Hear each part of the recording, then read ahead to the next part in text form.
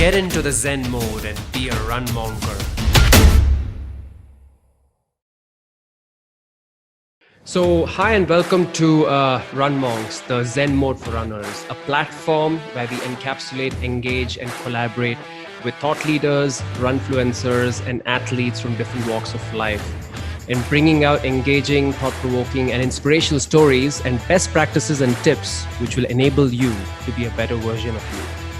So today we will be talking to a superwoman, an ultra marathoner, marketeer, a socialite, a coach and a trainer at the Bootcamp Yellow, which is a running club in Gurugram.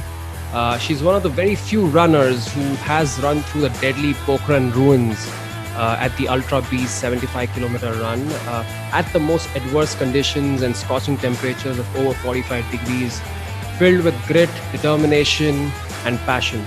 It's a pleasure to be welcoming Mahasweta Ghosh.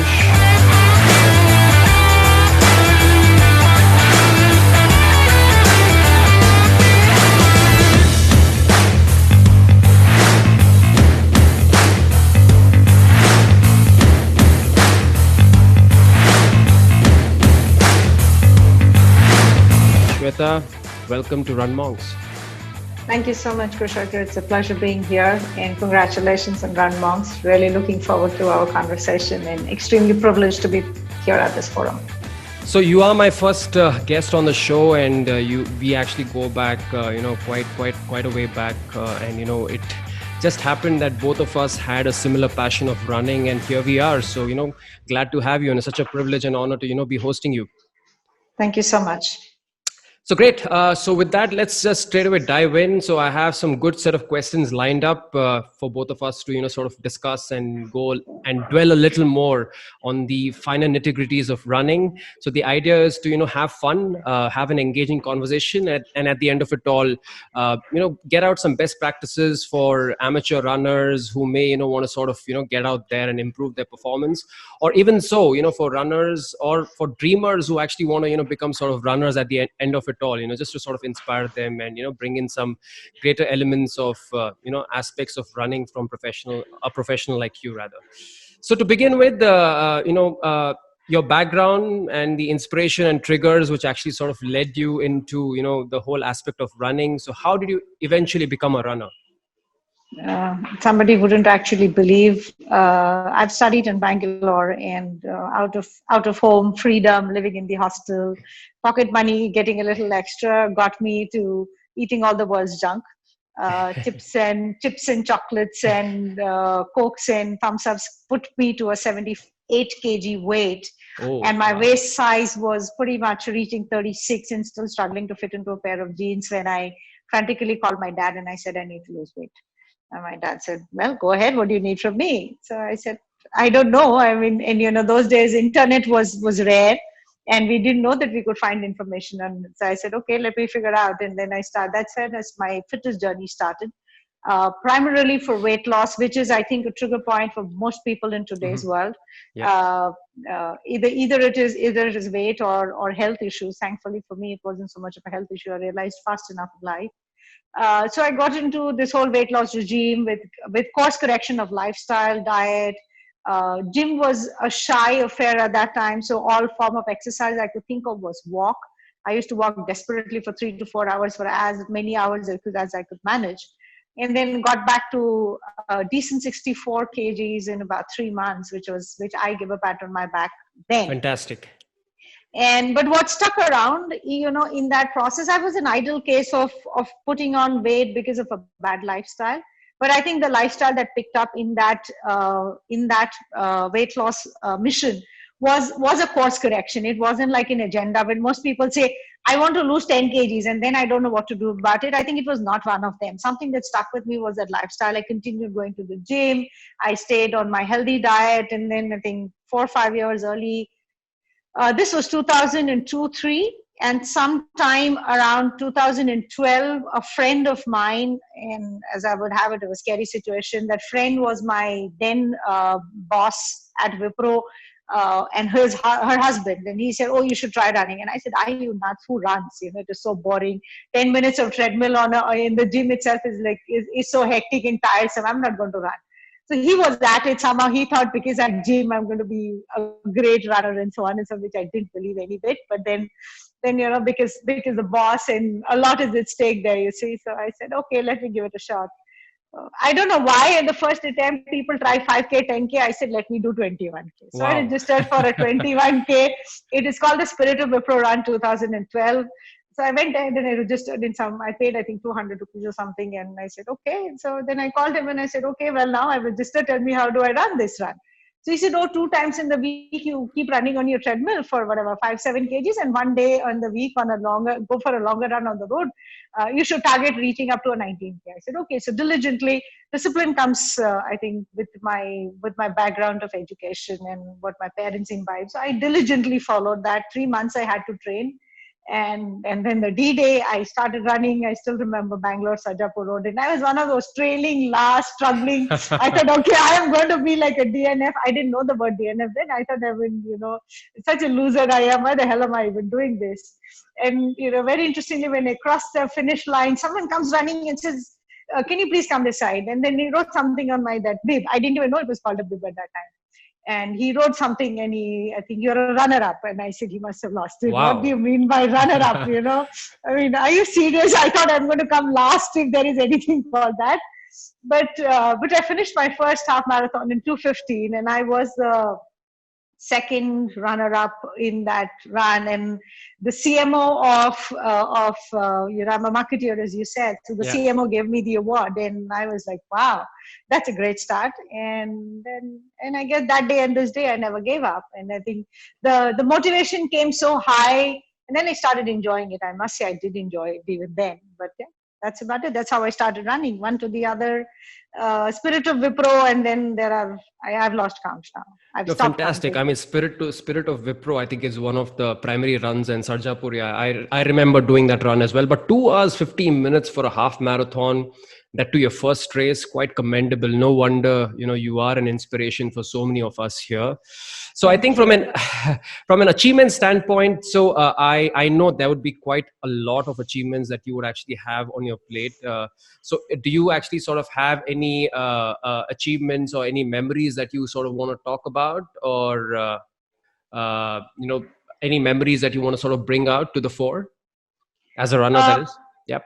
Yeah, I think my favorite run, I love the trails, well, as much as I'm a road runner, and I am, of course, looking at the sub 121Ks and the Boston qualifiers and the world majors and things like that. I think there is Pokhran stays my favorite for the trail. Not just because of the 75K number, but also a condition that a runner is exposed to.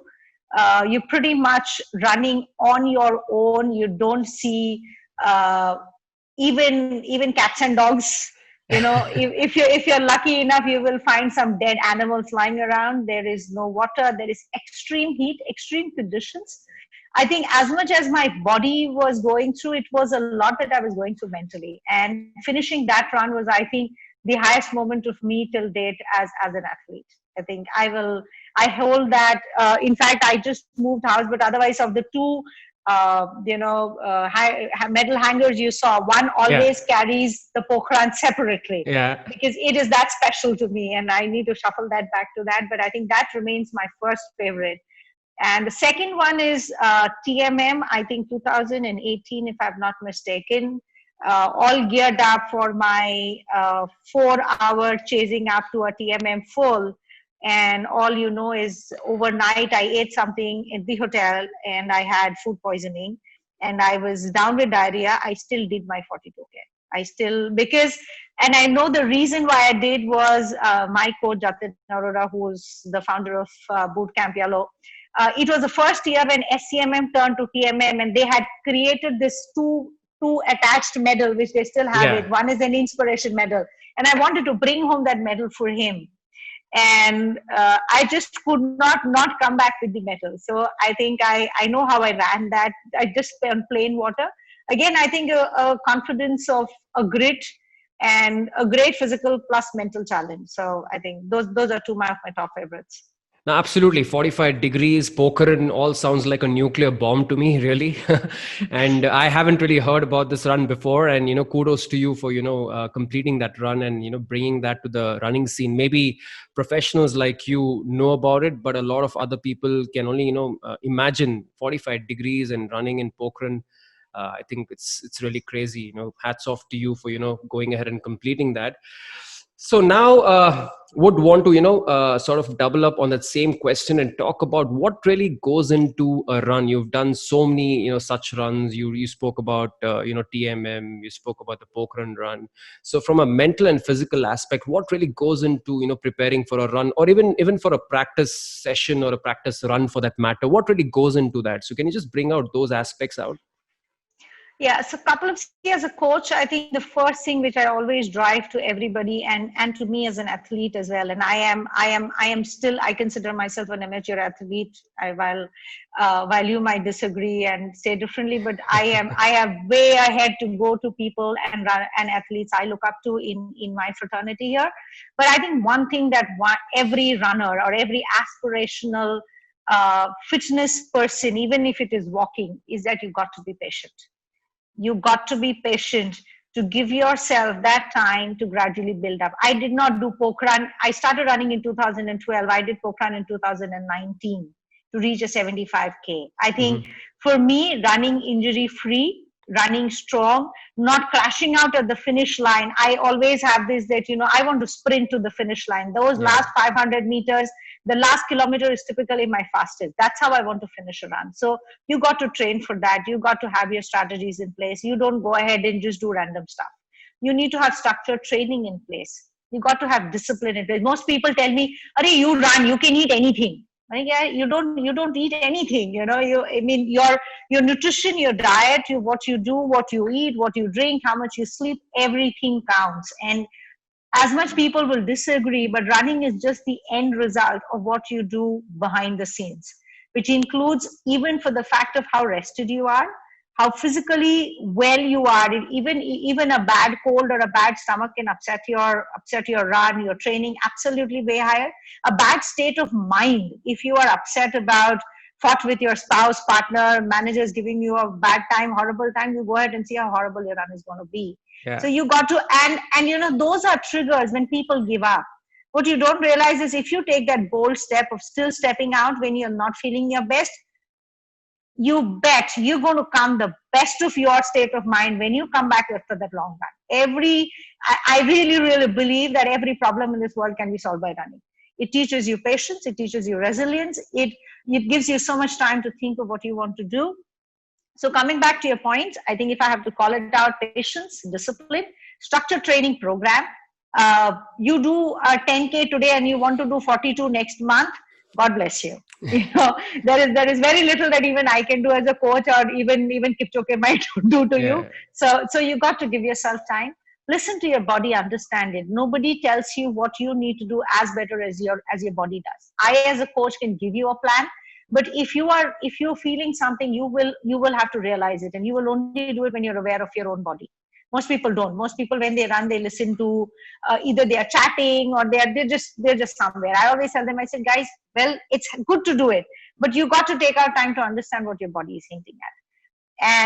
And you can't say that you won't take care of your nutrition. A lot of people, I have cases where I send back my athletes back, not allow them to run if you have not eaten and come in the morning. So very important to focus on nutrition, very important to focus on how much you're drinking, what you're drinking, and so on and so forth. So I think these are 4 or 5 key things one has to focus on.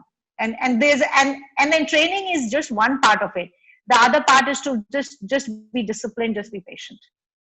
No, absolutely. I second you on that. Me actually picking up this sport as well, actually sort of is constantly sort of aligned to these aspects. So totally second you on that. And thank you for that. Now comes my favorite part, the rapid fire round.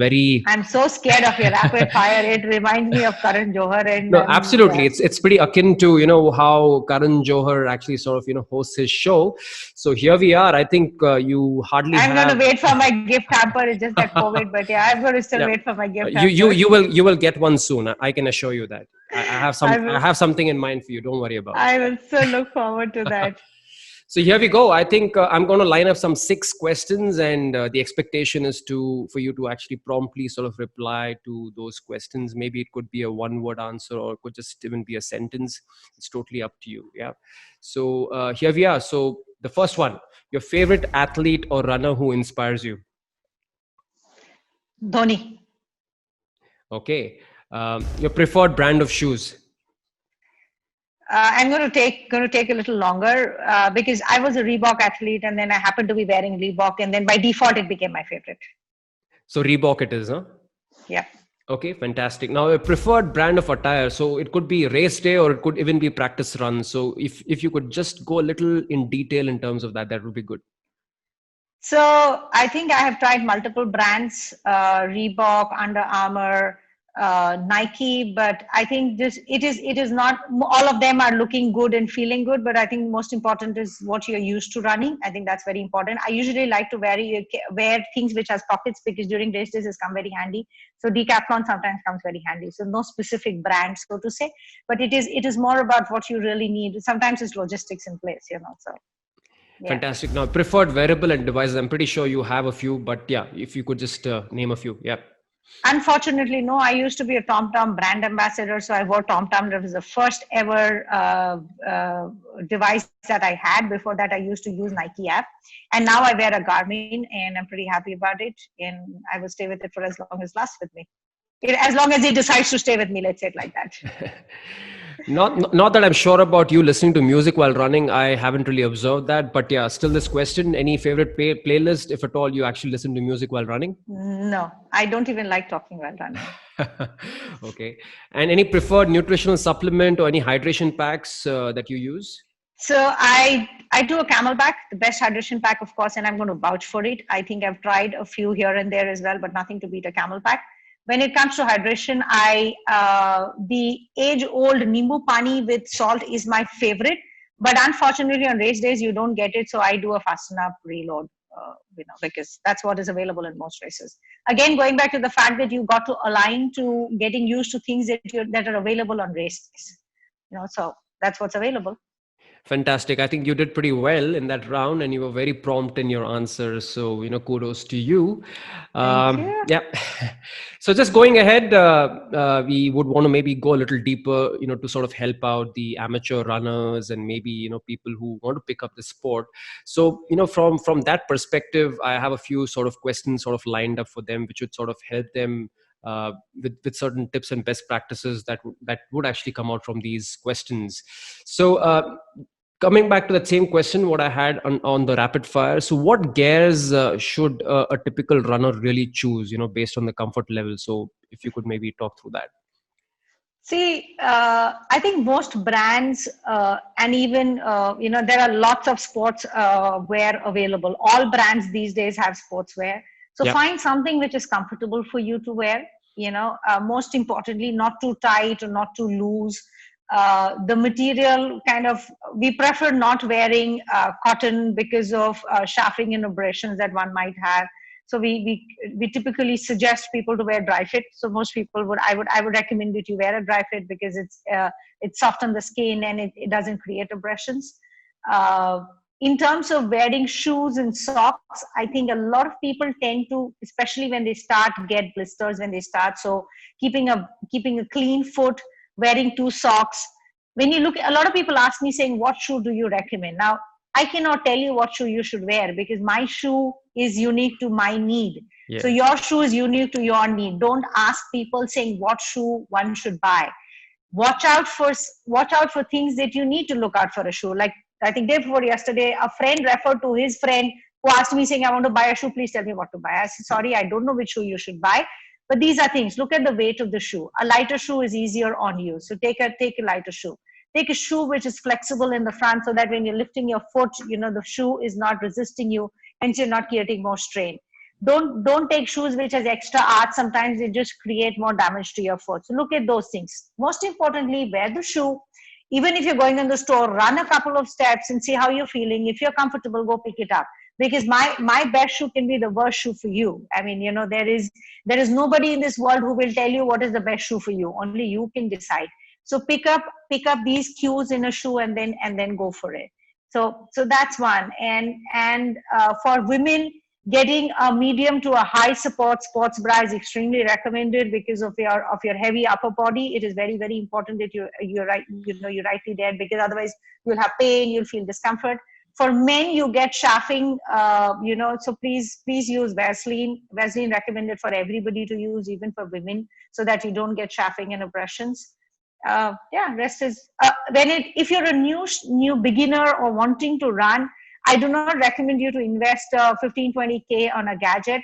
All your mobiles have these amazing running apps which one can use, so just go and start using them. Once you're regular, you're convinced, and you're into the sport, and you will continue, is when it is worth investing in that amount. If you have more money, then be my guest and go ahead. But till such time, my recommendation: use a running app.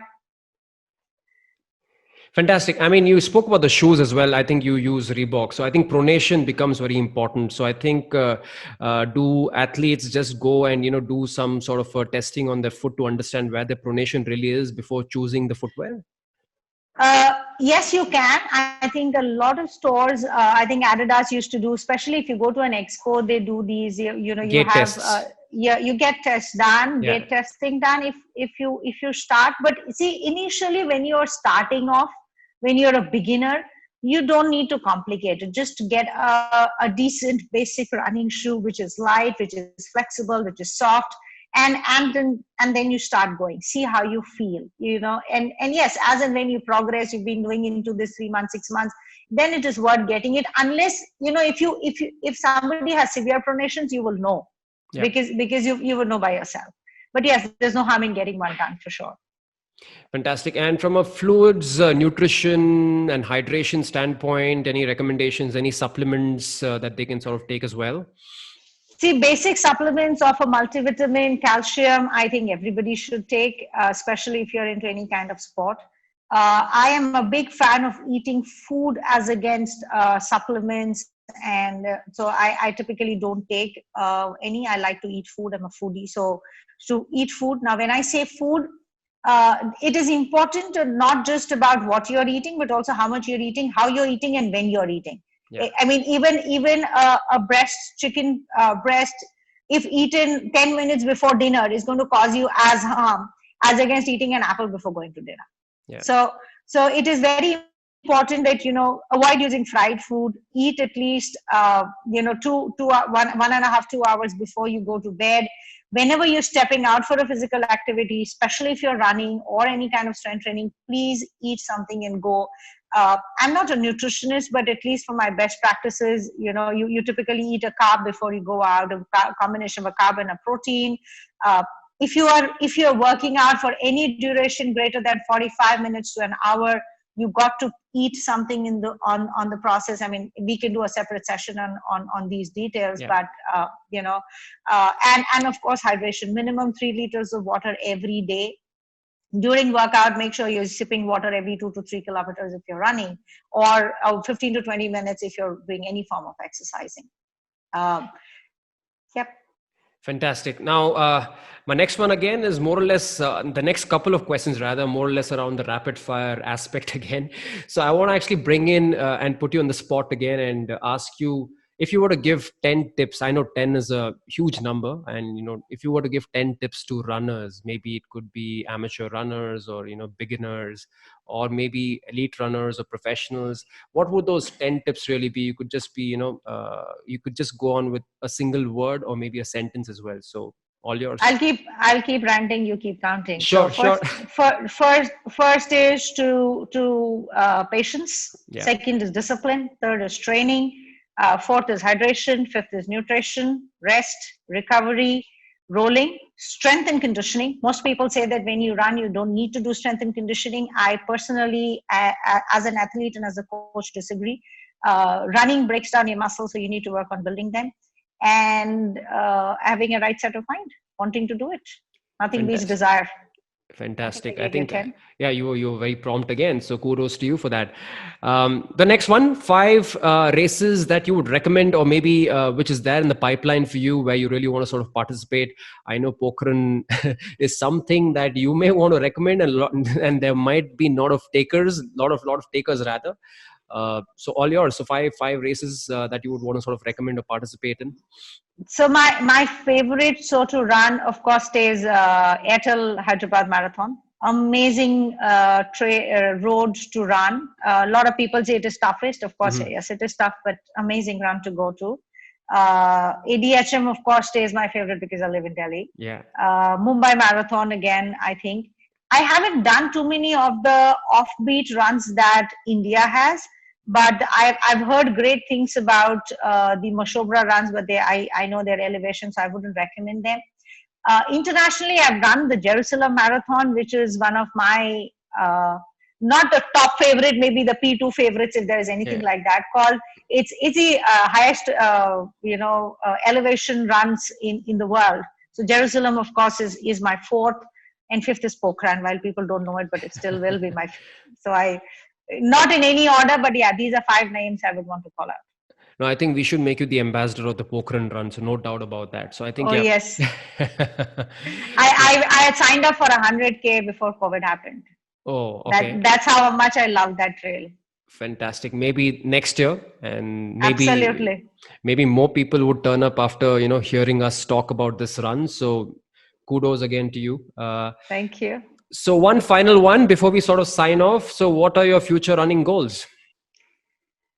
I am looking at, for this year, I'm looking at clocking 100K before the year ends. 2020 has been remarkable in various ways, and I say that in a positive light, of course. Absolutely. I think it is done great. Not the COVID positive, the other positive, right? Yeah, not the COVID positive, the other positive, So I think I'm looking at clocking the 100K sometime. Fantastic. Haven't picked up a race as yet, but I'm going to definitely look at that. Other than that, I think I'm going to target the world majors next year. I'm already I was to do Berlin, New York Marathon, and Chicago this year, but because of COVID, they've all gotten delayed. So they are the next 3. So the world majors are the next target, and then I would want to move on to the Comrades and the Badwaters and the Marathon des Sables. Marathon des Sables is actually going to be my dream run. That's a run. If Pokhran is tough, then I think MDS breaks it all. So yeah, that's my aspiration. Fabulous. So I think we'll actually keep our eyes focused on your journey, your running journey. You actually inspire us. Kudos to you. So thank you so much for your time today at RunMonks, and sharing some great insights and best practices, which I'm sure will have many takers in terms of enhancing their performance and their capabilities as runners, and getting them into the Zen mode, as we actually say. So thank you so much, Shweta. It was a pleasure hosting you. Thank you so much, Ghosh. I was really happy. I hope I will be of some use, and this is great. Absolutely. I really enjoyed myself. Yeah, I mean, I just want to leave with one thought that if you want it, you just do it. Everything else will just happen. And I think that's how I have started, and that's how I move ahead in this journey. So wow, good luck to all of you. That's inspiring. Thank you so much. Thank you. Thank you so much. Take care. Thank you. Take care. Bye-bye. Bye-bye.